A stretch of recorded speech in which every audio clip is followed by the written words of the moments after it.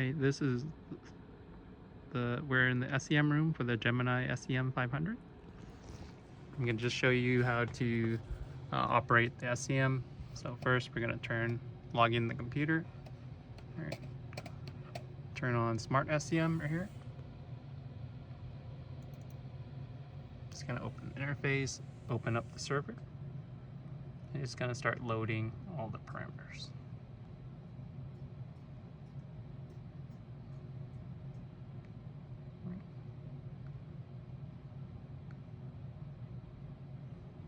Okay, and then just a couple things, just in case if you turn it on and you notice it doesn't turn on, you just got to make sure that the SEM is turned on. Right now it's on the on state. So sometimes if it's on the off state or on the standby state, you wouldn't be able to turn on the software. So it's just something to be to look out for.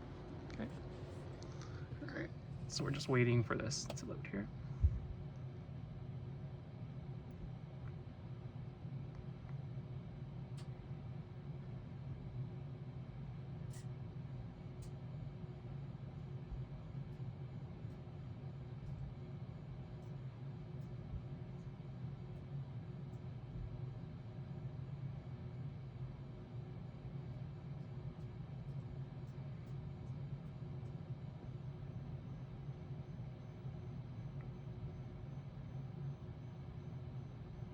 Okay, it's going to be the user interface here.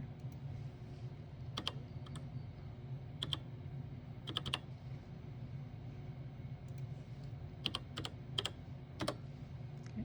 Login for the SmartSEM program is the same as the computer login. Okay.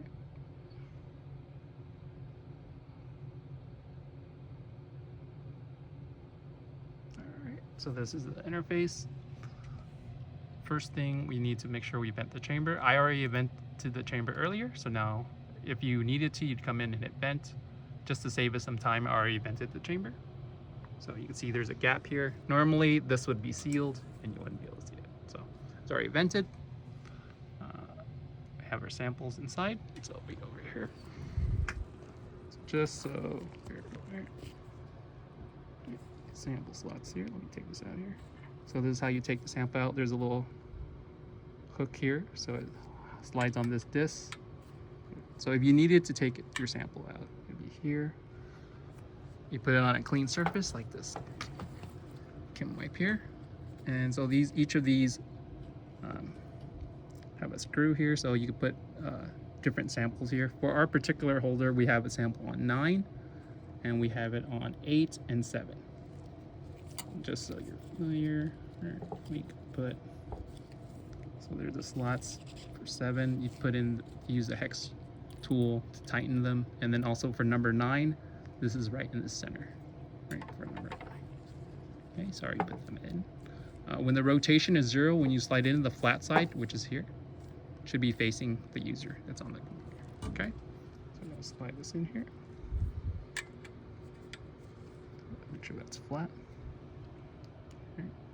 And I'm wearing gloves just to make sure we don't touch anything inside the chamber, so that it should be oil free from sticking fingers and stuff like that. So when you close it, make sure this black O-ring that's surrounding the chamber is in place.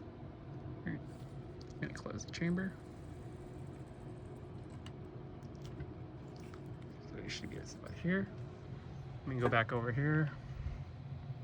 So you hit vent to vent the chamber. Usually it's always pumped. So then you vent it to take out the sample, take out the sample holder, put in the samples in, and then you hit pump. So I'll hit pump here. Okay, and then you should notice over here, there's a small gap here, but once the pump is running, it should close.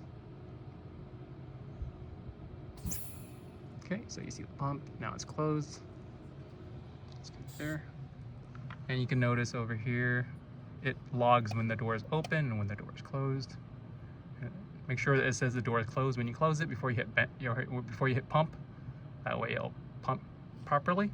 Normally when it pumps, it should take about 5 minutes before the turbo pump turns on, and then a couple minutes after. It shouldn't take longer than 10 minutes for the system to pump.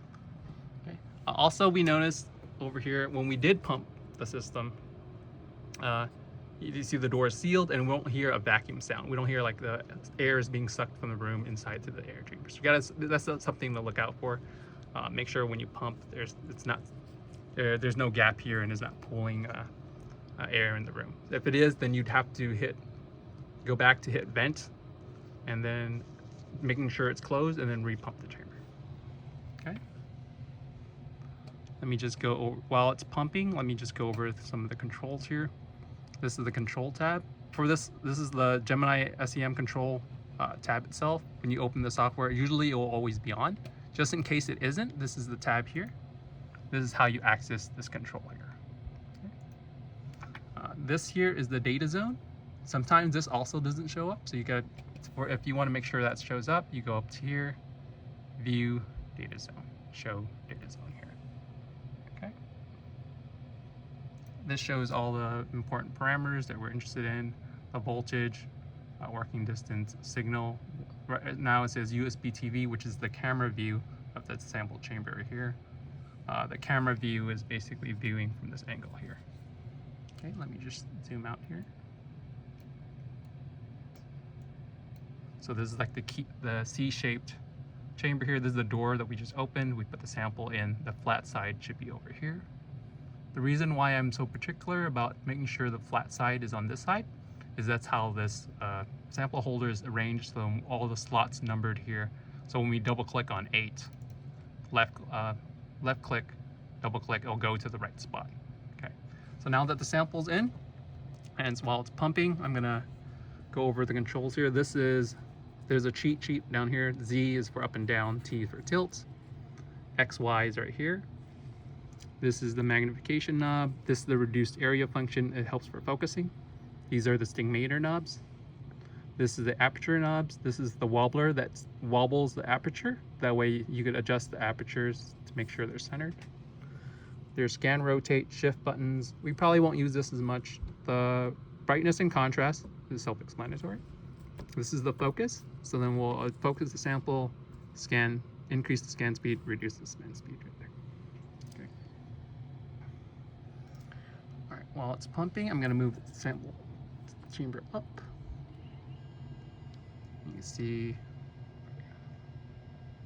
it's moving the sample up there. So this is a digital representation of the stage. Right, so how hard you push up is how fast it goes, and how slow you push it is how slow it goes. So, all right, I'm gonna push it here. Okay, let's start with the middle sample instead. So I'm gonna double click on 9.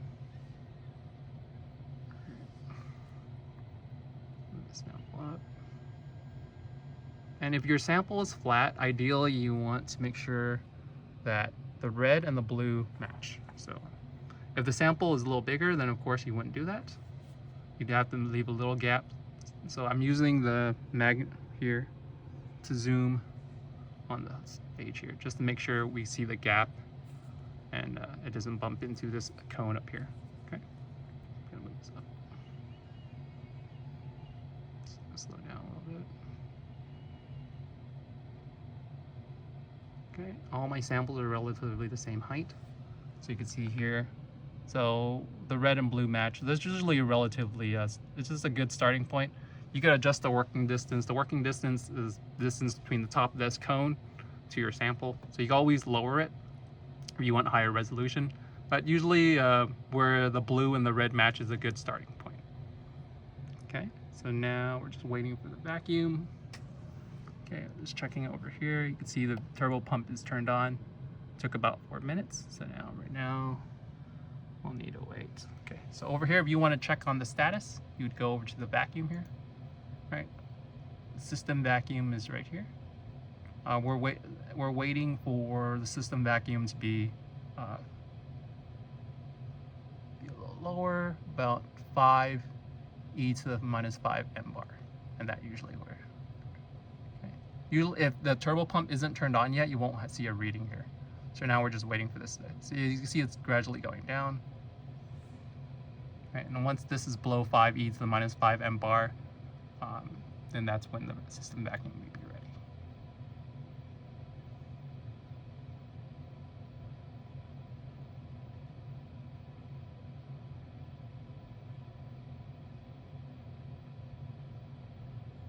Sometimes the more samples you have in there, the longer it may take. Right now it seems like it's, with just 3 samples, it's steadily going down, so it's not too bad. If you notice it's going down very, very slow, then either your sample is not completely clean, there's some moisture, so those may cause vacuum issues, so maybe that's why it's not pumping down as fast. So those are just things to watch out for. The SEM is usually always in vacuum first before you start, so the vacuum is usually pretty good. If there's vacuum issues, usually it's the sample you put in. Rarely is it because the SEM vacuum isn't working.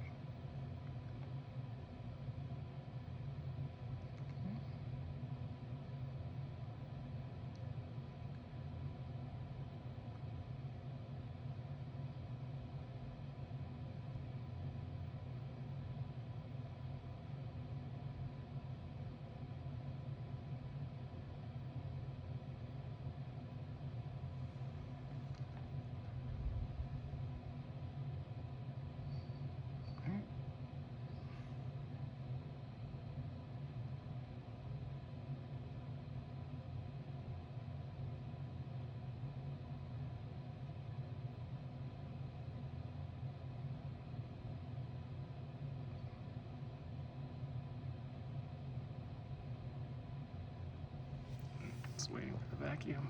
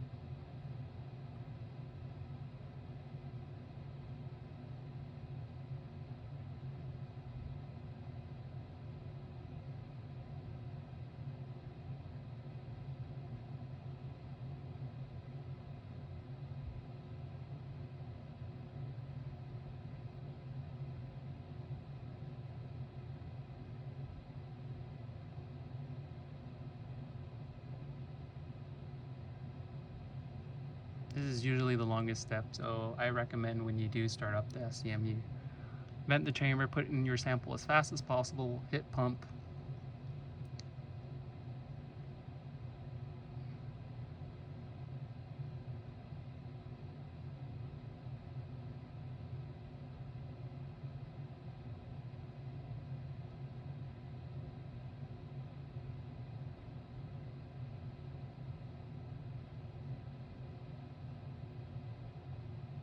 It's almost there. And in the meantime, I'm gonna make a folder here.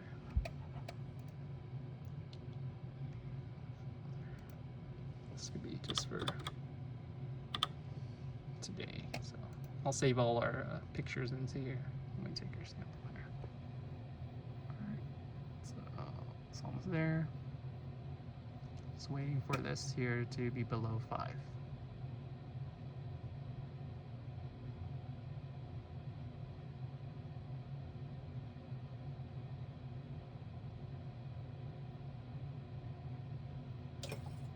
You hear that click, right? So you go over here, it says the system is pumped, right? We'll go down over here. The vacuum is actually a check mark now since the vacuum's ready. The gun should always be on, and then it says EHT, that's the high tension. It's an X so we need to turn it on. That's the beam to turn on the beam. Okay, so you can click here to turn on the EHT, right? Or the other option is you go over here and on the control tab, you also turn on EHT on here, right? When you click that on, you'll see over here, it's running up. So we're just waiting for the beam to turn on here. Okay, so it's completely up. So the beam should be on. So to get started, there's 3 different viewing settings here. There's low mag, fisheye, and resolution. Let me show you what fisheye first. This is like a fisheye view of the sample. So I'll click fisheye here. So it kind of gives you like a fish eyeball view of the sample. SE2 doesn't really show it as well, so let me change this to Inlens here. Gives you a better view. Let me just zoom in. I'm using the mag here to zoom in, so it gives you kind of a fishbowl eye view of the sample. Now let me use the joystick to move this around so you kind of see what that is. All right. Usually this may not be as very useful, but I just want to show you what this is just in case you're curious. Resolution is where we're going to mainly take most of our pictures. Low mag is the low mag view, so we kind of so let me go on low mag. All right. We don't see anything here, but we know that the sample's on. Usually when you see a blank screen, okay, all right, so we see something here.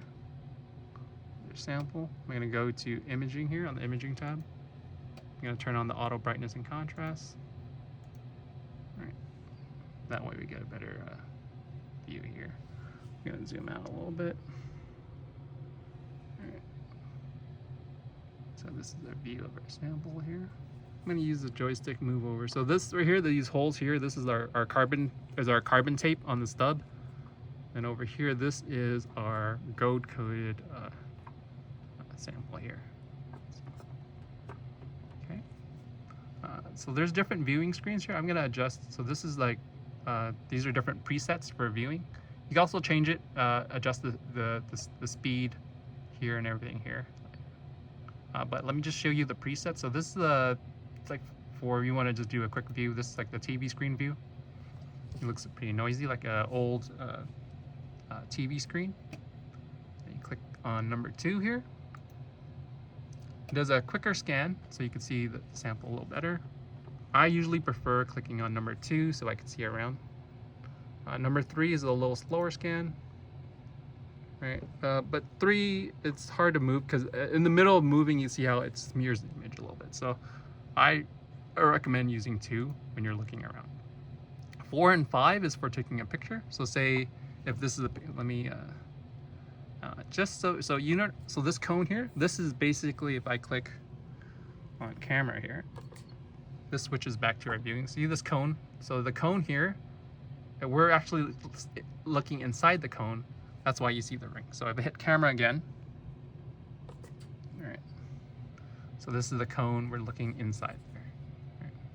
Let me just zoom so we don't see the cone there. All right. We have this on auto, right? So it's just adjusting for us. So I usually recommend starting auto when you're beginning, and then you could turn it off and adjust it manually using the brightness and contrast here manually afterwards. If you try to use the brightness and contrast while the auto brightness is on, it won't let you. So make sure you unclick those if you plan on doing it manually. Okay, so I have this here. Let me just show you real quick how 4 and 5 work. So if we want to hit 4, this is a very slow scan, and then I'll hit freeze on end. You see it scanning down right here. Gives you a nice image. And since I clicked on freeze on end right here, it should, at the end of the frame, it'll pause, and then we can save the picture. Okay, all right, you heard that click, so it's ready. To save the picture, I'm gonna right click, go to send. Always save it in TIFF format because it saves all the metadata. All right, I'm gonna change directory. I'm gonna pick the folder that you want to save the files in. I already made a folder called tests.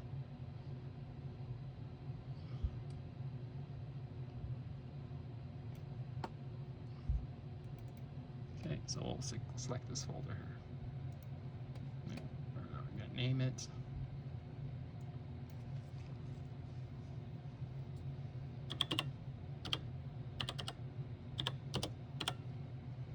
Do underscore. That way, and then this is the number tag. So I'll just put this as 1 and hit save here. Okay. When taking pictures, I like to open the folder and then view extra large icons. That way, when you save the picture, you remember that you actually saved it. Okay, so you have it there. This picture's a little blurry, but we haven't done any focusing yet. So I just wanted to show you how the pictures work for now. I'll adjust the focus and then later. So 5 is for a faster scan. So if I click on 5 here, right, it's a little bright here. Let's click on number 2. Let it auto brightness and contrast first. Sometimes what happens is when you take a picture at 4, It's so slow it energizes the signal, so you don't really see it. So we just we need to let it readjust again, and then we can take 5. Okay. Here. All right, let's hit 5. That way it's not all bright. And then freeze on. You can see the picture scans a lot faster. You'll hear the click a lot faster. Okay. You can right click, send a TIFF. Right. It'll be saving number 2. Right. If you don't plan on changing the name all the time and you just want to increase the tag, I recommend after you freeze on in, you just go over here, click save. Right. And then over here is the new saved picture. It just tags it for you. So I recommend only clicking right, send to TIFF, only when you're taking your first picture, or when you're going to a different sample. Say, for instance, we want to, after we go to sample 8 or sample 7, we would change the name, so then we could change what it's called when we save it. Okay. So now that we're in low mag, the low mag is nice because it affects our magnification here. So let me click here. So let me unfreeze it. So I just clicked on 2 here, so it scans a little faster. All right, I'm gonna use the mag. Zoom out a little bit. All right. Use the joystick to move around.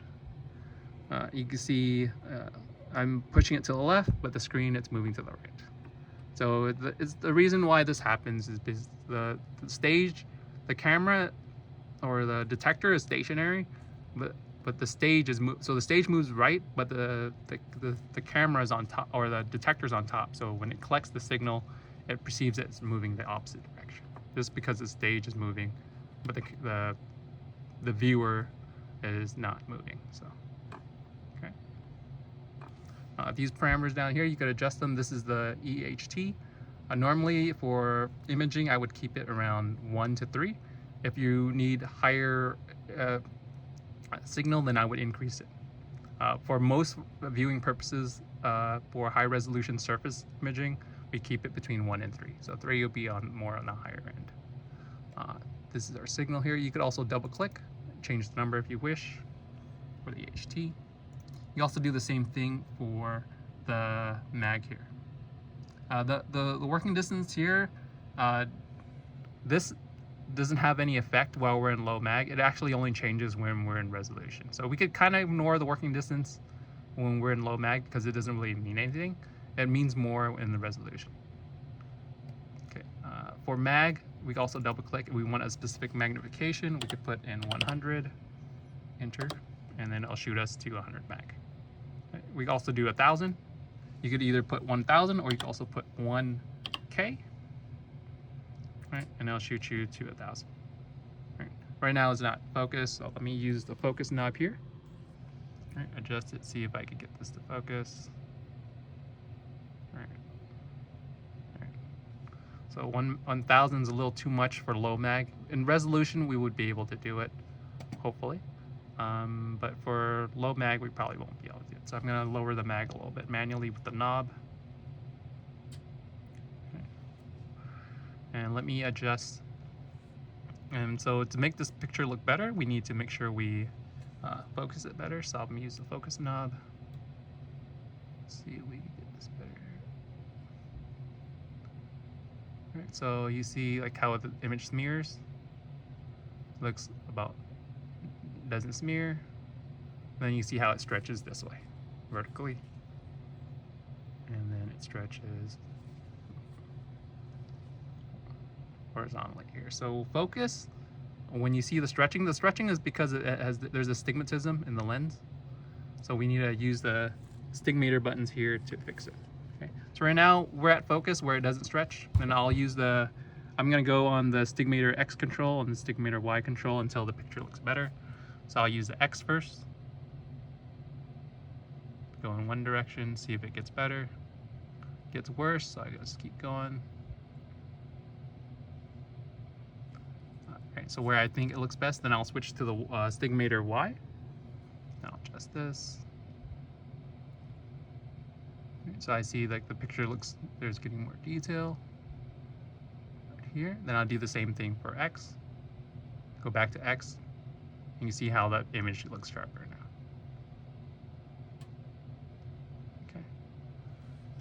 So you can see how first you focus it, try to get the best focus you can, or if it looks like if it smears, if it stretches in one direction or the other direction, shows there's some astigmatism in the lens.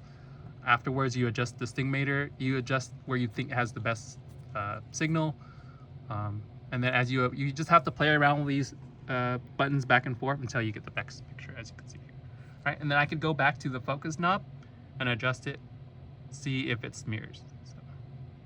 So if there's any stretching in the picture when it's blurs. When it blurs, it looks like it's just blurring out. I know it's moving, but it's not stretching. So if there's no stretching, it means you fixed most of the astigmatism. That's good. Okay. If you have issues with fixing the astigmatism in low mag, what you could do is always, I like to zoom in. So when I zoom in, when you zoom in, you'll notice the details more. Try to fix the astigmatism as best you can. So let me refocus this. All right, so it's blurry. There's some sharpness there.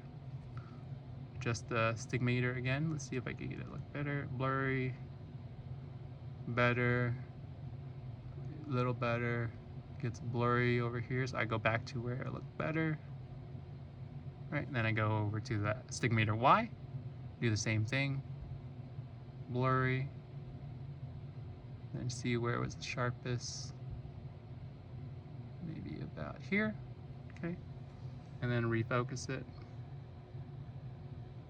See if I can get the sharpest with the most detail. So probably about there. Okay, I know zooming in doesn't make it look that good, so I zoomed in a little bit just to see the details better, and I'll change this back maybe to 200.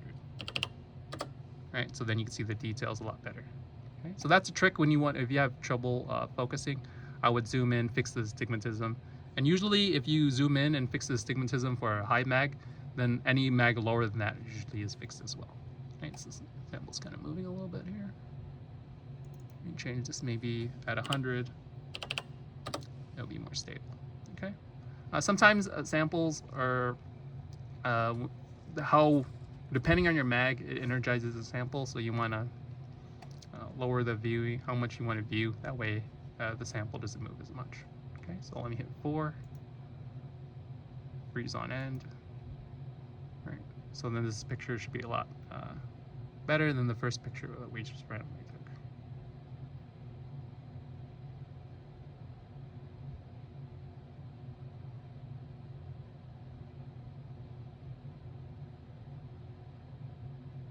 Okay, then I'll just hit save.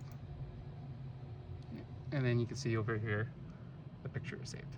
Okay, awesome. So this is just for low mag. So low mag, just kind of orient where you're at, because you could go between, let me see it turn it here. On the low mag, if I use a knob here, you can see it could go down to about 14x, and then it could go up to how much you could focus. We probably only were able to focus less than 1,000 here for low mag. But low mag is more just to find where you're looking for. Well, let me just show you another shortcut when you're moving around. There's a keyboard trick over here. So you could do Control Tab. This makes your mouse into a cross. So then where you click centers the picture.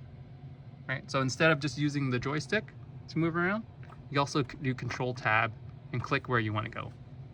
And in combination with a magnification knob, you could figure out where you're looking for. Okay. All right, since we're here, let me switch to resolution here.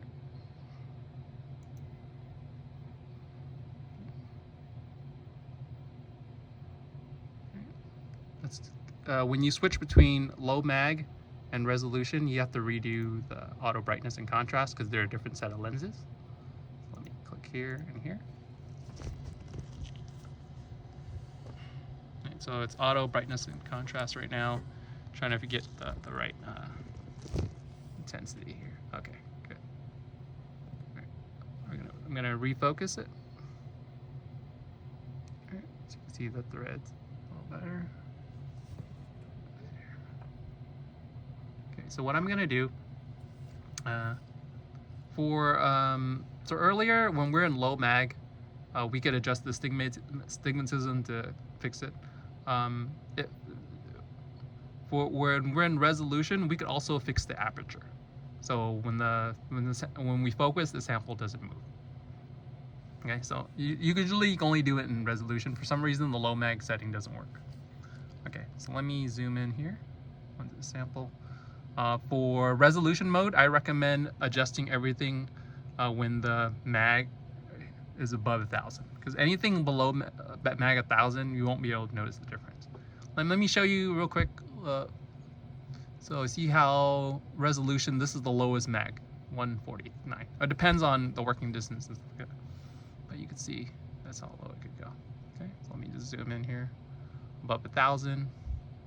All right, so earlier you see it wasn't as clear. So we can also use this feature here. This is reduced area. Okay. Click here, gives you a smaller viewing square right here. All right, I'm gonna focus, see if I can get the picture to look better. All right, so you can see the image looks a little bit sharper. All right, turn off the reduced area so it just goes for the whole picture. Then we're gonna try zooming in more. Okay, reduced area. So let me focus here. Okay. So you might notice there's some stretching. It stretches horizontally, and here it stretches vertically. Right, when it blurs. So I'm gonna go in the middle where it doesn't stretch, about here. Then I'll fix the astigmatism. Blurry, right? And then it looks better, blurry. So maybe best. So I'm just adjusting it and checking here. So let's see. Blurry, blurry. Sharpest is maybe about here. Then I'll go to the astigmator Y. Blurry. See where it's sharp. All right. Blurry, so maybe go about here. Go back to the X. Check if you can get it better. So stretching looks better here. Then I'll go do. So usually for astigmatation, I do the focus. Astigmator X, astigmator Y, go back to focus, back and forth until I get the best picture. If I have issues or any problems with that, I usually try to zoom in more to see if I can see more details. So let me focus here. And you can see you get more details there. Okay. And that's how you fix the astigmatation. Okay. Right now you'll notice that this is out of focus, this is in focus, and so there's some kind of depth of field effect here. So if you want everything in focus, you just have to find a different spot here. So let's move to a different area. Maybe this is it's probably not the flattest area. So let me go to move here. Maybe this surface here is a little flatter. So everything should be in focus. Right. They're on the same height, essentially. You can see the mag here. This is the work scale bar here. So, right. Click on the reduced area. Right, let's focus here. Check the astigmatism X. Astigmatism you could treat as like extra fine focus. So you can see how the image is blurring when I'm adjusting the astigmator. So after you focus it, you use the astigmator and then see if you could focus it to make it even look better. Astigmation is really, if the astigmation is fixed, the picture should look a lot better. So you can see how it blurs, and then it should be best. If you're not sure, then I would go where it blurs, and then somewhere in the middle is where it's best. So about there, okay? And if you want to adjust it more, then I would recommend zooming in even more. All right. Do the reduced area, focus this. So the more, when you zoom in more, you'll be able to notice more. So you can see how it stretches a little bit. Maybe the astigmatism was fixed when you were at 7,000, but at 100,000 here, it's not quite fixed here. So let's see, the best focus is about here. Then use the astigmation again, astigmator X, astigmator Y. See if you get the picture to look better. blurry, sharp. Then we do the same thing for Y, blurry, blurry, sharp, about here, and then I would focus again. All right, refocus, see if I could get it better. Okay, and then once I'm satisfied I did focus, get the best focus, astigmator X, astigmator Y. Once I get that down, do this again, back and forth until you get the best picture here. Okay, I'll turn off the reduced area. So now you have this, and then I will take the picture here. 4, freeze on it. And so you can see the picture, you can see 100 nanometer scale bar, and the mag is about 102,000.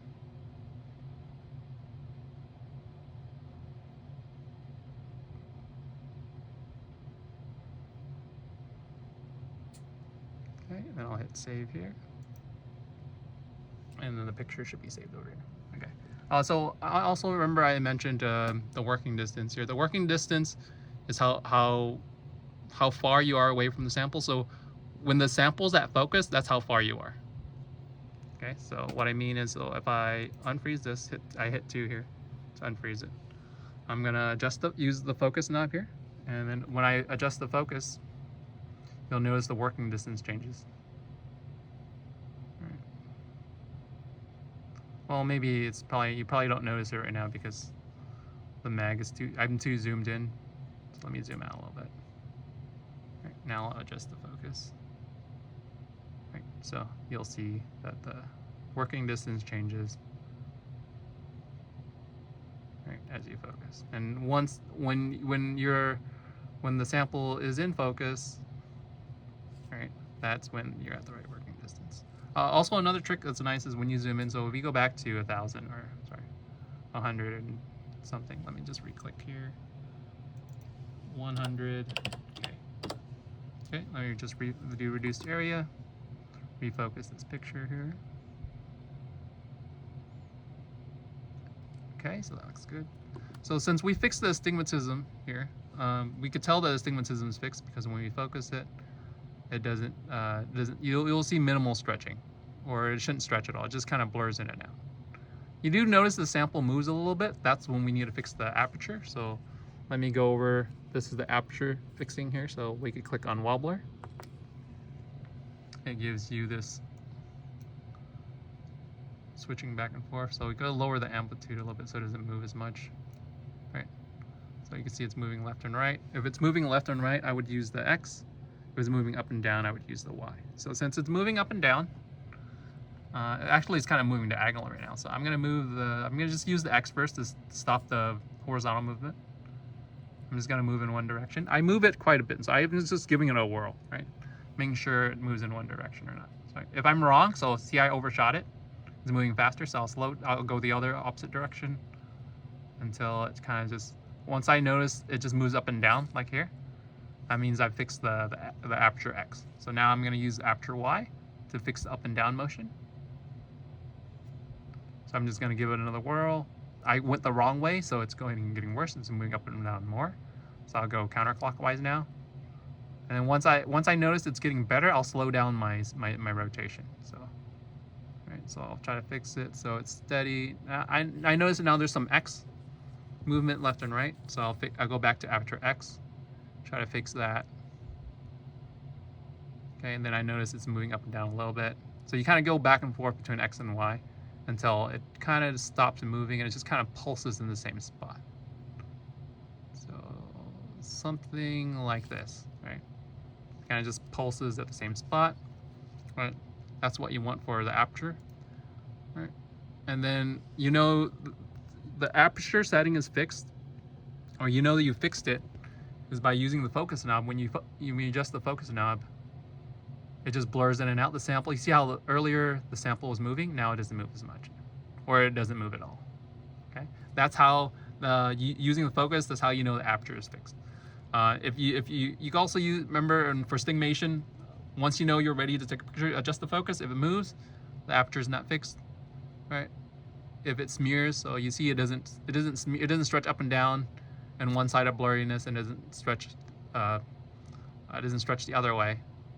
So it just kind of goes in and out. So this is when you know you fix the aperture and you fix the wobbler. Okay, and this is just for resolution. Okay, for some reason in low mag you can't fix the aperture. Okay.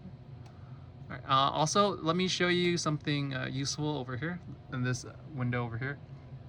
If you ever need to adjust the aperture setting, you could click on this aperture here, and it kind of shows you 0 right here is the factory setting. So if you're really lost on where when the aperture is moving a lot, you can always hit it to be 0. You can do the same thing for the stigmator. So the stigmator is right here. Okay. So the stigmator 0 is where the factory setting is. Factory settings are for the instrument. They may drift over time, so it may not be accurate, but that's just something to look out for. So let me kind of reiterate. So if I go in aperture, right now, let me hit the wobbler button here. Right. You know, this is kind of it's moving a little bit, but it's not moving too much. It is just kind of pulsing. If this was off, so let me go over here. This is I could drag this dot and throw off the aperture setting. Right. You can see now it's like moving a lot. Right. Or let me turn off the wobbler here. Let me just refocus this. Right. So you notice when I'm focusing, the sample's moving, right? And it's really hard to focus too. So that's when the aperture is off. So I'm gonna hit 0 here, so it's a little closer. Hit the wobbler again. Let's refix this. All right. So it's moving left and right. Let me fix the X and Y. Right now it's moving up and down, so I adjust the X. And usually, don't be too slow on the X and Y. Just whirl it in one direction. And if you see it's getting better, then you slow down until it stops. Right. So about here, it's pretty good. Right, and you see it's roughly about the same. Okay. This is the reduced area. This is for fixing the astigmatism. So I could go over to astigmatism there. So adjusting the astigmatism. Looks like it's just blurring in and out. Just to show you when it's off, let me just throw it to the side here. Or maybe not too far off, otherwise it's really hard to focus. Okay, so maybe focus here. Do the stretching here. It's more obvious there than when it's on the other side. Okay, I'm gonna reset this to 0 so it's not too bad, and then just refocus.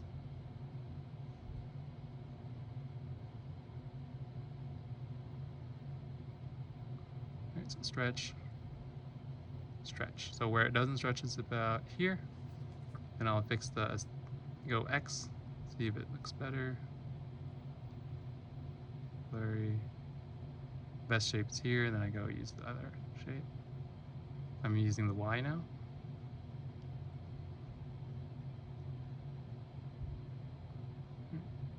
And then do the same thing, go back to X, see if I get the picture to be sharper. Go back to Y. Just kind of go back and forth until I get the best picture. Blurry.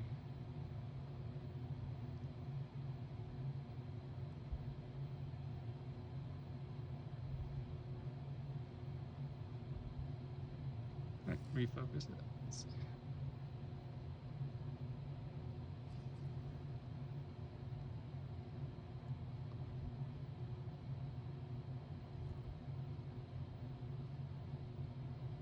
So you also don't want to go where it kind of stretches. It's blurry. So maybe back here. So see how it's getting better. Blurry. Better, blurry. I know it's still blurry better, but we just kind of just figure out where it's at. Blurry. A little bit better. Blurry. And let me focus.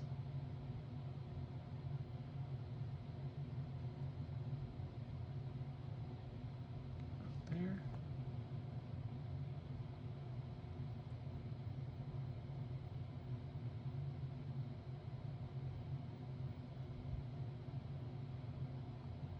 Sometimes you just need patience, and eventually you get a good picture there. Okay, turn off the reduced. Right, and then sometimes I just like to zoom in to get to see the details better. I don't necessarily have to take this at this mag here. Right? So this is just to get the better picture. Then maybe I could try to take at 50K, so you get better details there. Okay. So going to 100 is just to fix the astigmatism in the focus. All right. So let me hit 4. Freeze on it.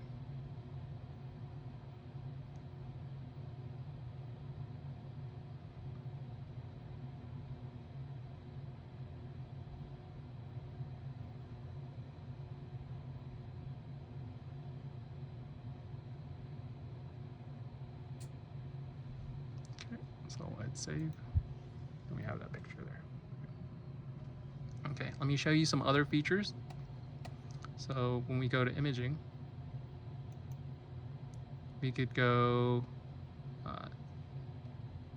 there's a mixing signal here, so you also adjust. So right now we're in Inlens. Inlens gives you nice surface detail and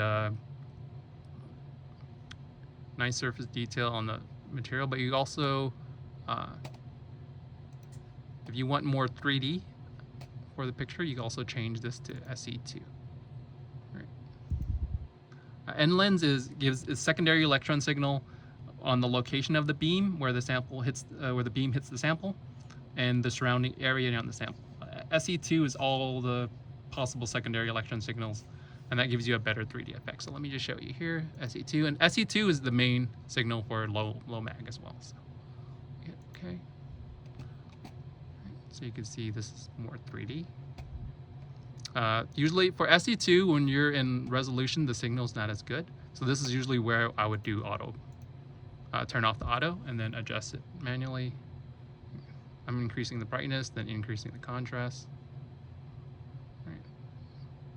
And then I will take 4, freeze on it. Right, so this usually gives you a better 3D view when you use SE2 signal only. Inlens is more if you want the surface details. Okay, I'll hit save there. So then over here you can kind of compare. This is the Inlens, and then this is the SE2. So you can see like this gives you really a bright signal. Over here, this gives you a better 3D effect. So sometimes you might want to switch to SE2 depending on your sample. Okay. So those are there. So those are the basics on how to take a picture. Let me just kind of show you. Let me switch camera. Go back to sample here. Just kind of take a look at the other samples we have so you get an idea of what they look like. Okay, switch it back. I'll hit camera. Right. It's doing a slow scan here, so I'll click back on 2 up here. Right. I'm going to zoom back out using the mag. Kind of figure out where we're at here. Sometimes it's kind of hard, so I'm going to go back over here and click on low mag here, just so we kind of know where we're at here. Resolution mode is kind of hard to figure out where exactly you're on the sample. All right, let's turn on the auto and brightness back on. Okay, let me zoom out here. Making sure we're on the sample. Okay. All right, so this is the sample here. As you can see, this is the carbon tape, and this is the sample here. Low mag's is pretty good, nice, so we can figure out what's carbon, because sometimes if you switch to resolution you might just zoom into carbon tape and it might not be where your sample is, so you gotta be careful there. All right, so low mag, we know when we zoom in more we'll be on our sample. I'll switch to resolution, go to imaging here, make sure the brightness and contrast is on. Just waiting for the brightness and contrast to kick in. All right, so I'll zoom in here. All right, let me reduce the area here. This. Good. Zoom in. All right, we could check the wobbler again, so I'm going to hit the wobbler, see if the sample's moving. All right, so you can see The wobbler is pretty good, so moving between the samples, it was fine. Sometimes it does make a difference, and you might have to readjust it again. But in this case, it looks like the sample's fine, at least for the wobbler. Okay. All right, I'm gonna zoom in more. We're only at we're in resolution, so we gotta make sure. So when it's blurry, I'll just focus it a little bit. Make sure we still see stuff. Okay. Zoom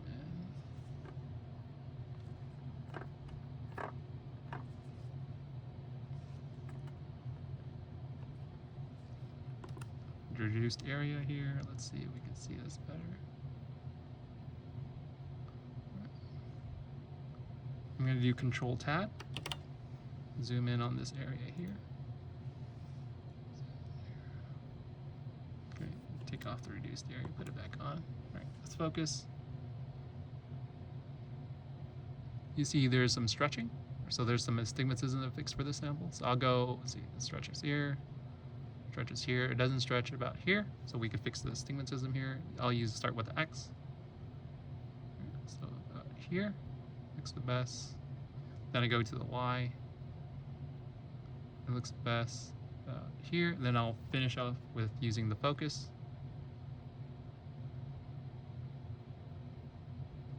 Okay. Turn off the reduced area. Set a specific magnification. Let's just go to 100. Okay.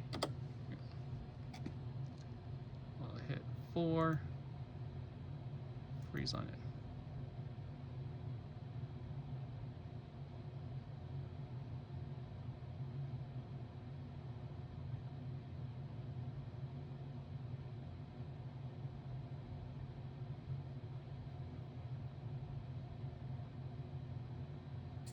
Okay. And this is a different sample, so I'll right click, send to TIFF. I'll put this as sample 2. I could change the numbering here if I wish to restart it back to 0, or I could just leave it. As long as the digits are 2, it's going to at least take 100 pictures. So I could just keep track as this is my 7th picture from sample 2. Okay. And then you can go over here, you have it there. Okay. Click on 2, I'll unfreeze this. Zoom back. Alright, sometimes when you zoom in too much, you may not capture the overall picture, so I recommend maybe taking a lower mag picture so you kind of get an idea of the general overall sample. Since I already fixed the astigmatism at high mag at 100 or 100 or near 150K, then as long as I don't adjust the focus, then everything should be focused for that. It should be in the same focus. And the astigmatism for any magnification lower should be fixed as well. Okay, so let's save here. Okay, and this is just for the Inlens. So let's see. Usually you can also switch to SE2. What I like to do is I like focusing in Inlens and then switching to SE2, because usually the focus is about the same. And then another thing is when we're in SE2, the autos don't look too good, so I'm gonna manually adjust it using the brightness knob. So I'll increase the brightness a little bit and then increase the contrast to get the details that we need there. Okay, and then take a picture again. All right. So then you can see the 3D aspects a little bit better. And just this sample here is just printing paper.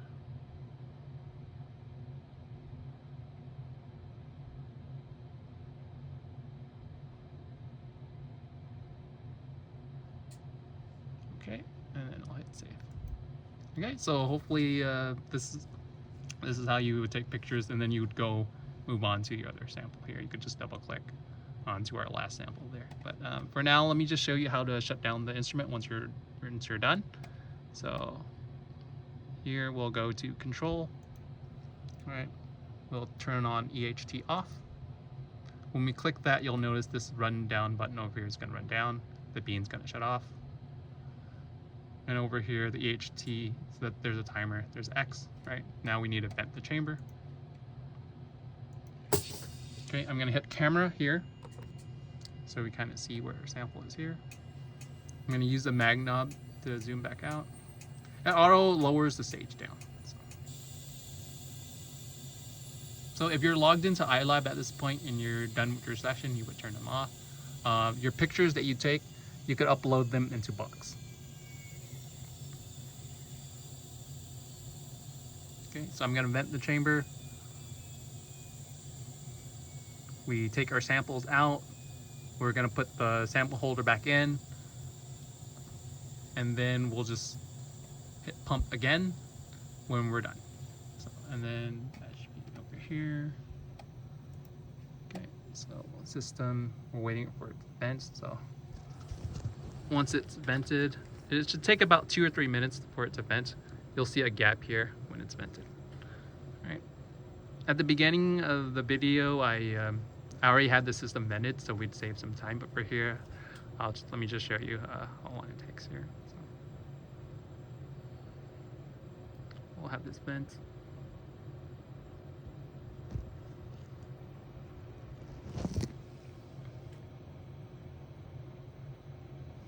Just waiting for a gap to appear here.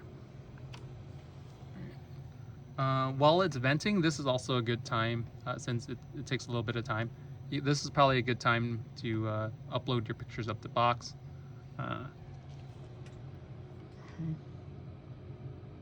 Right, and then there's a little gap here. Let me check if it's ready. Right, not quite yet.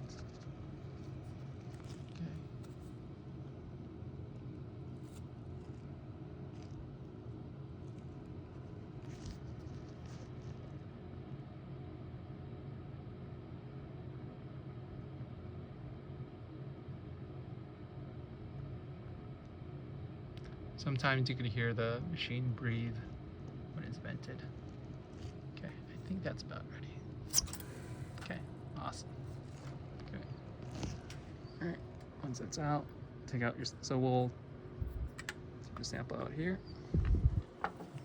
We'll use the screws, untighten the screws here, move your samples back on whatever holder you're using, grab the plates, slide it back in with a flat side facing you, assuming you didn't do any rotation. And then once that's ready, we'd close, and then we just hit pump, and then wait for the vacuum to be ready again, like we did in the beginning, and then you should be able to close once you're ready. Okay, so let me just take out the sample real quick.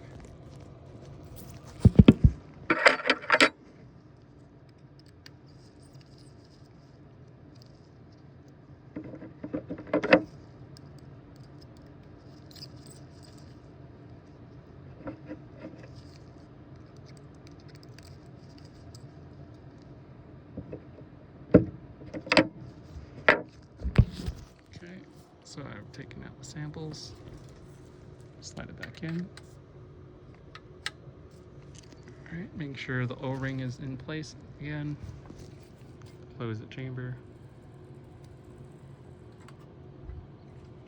Okay, go back over here, vacuum, pump. Then we have to wait for the vacuum to pump again. Okay. Once the vacuum is ready, once it's pumped up again, right? So we just had it pumped, make sure it's sealed and it's not sucking up vacuum from the air. That's good. So let's say the vacuum, once it says turbo pump is ready and stuff like that, then you would turn this off here, click here, turn off the software, and then you would click here to turn off the server. And then that should be the end of your session. Okay.